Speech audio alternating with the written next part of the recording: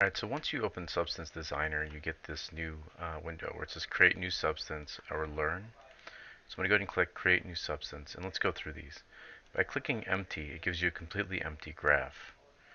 As we go down, you can see that each one has a different set of properties. So for example, Basic Metallic Roughness gives you color, Normal Roughness, and Metallic. That's the one I generally use. Don't feel too connected to any of these, considering that we can always add and remove nodes. So let's go ahead and name this bricks, because we're going to go ahead and make some bricks. Size mode is absolute and relative. Absolute gives you a squared out 1024 by 1024. Relative to parent is connected to whatever the previous one is in the node. I'm going to leave mine on absolute for now, but just know that you can change these at any time. Now between 8 bits and 16 bits, I like to go with 16 bits. Think about this more as the little jagged lines of a straight line across the surface of your texture. It gives us a much sharper details inside of our texture.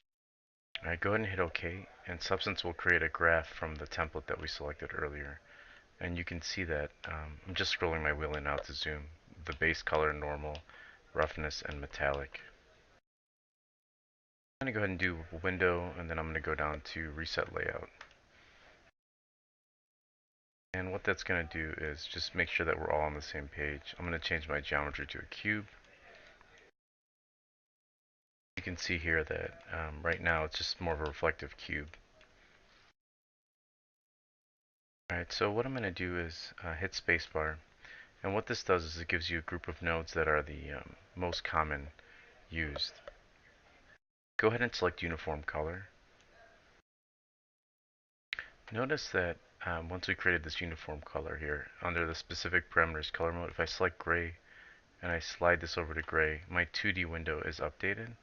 If I go back to color here, you can see that I can slide these RGB just like any other program back and forth, and then here's my alpha for complete invisibility and visibility.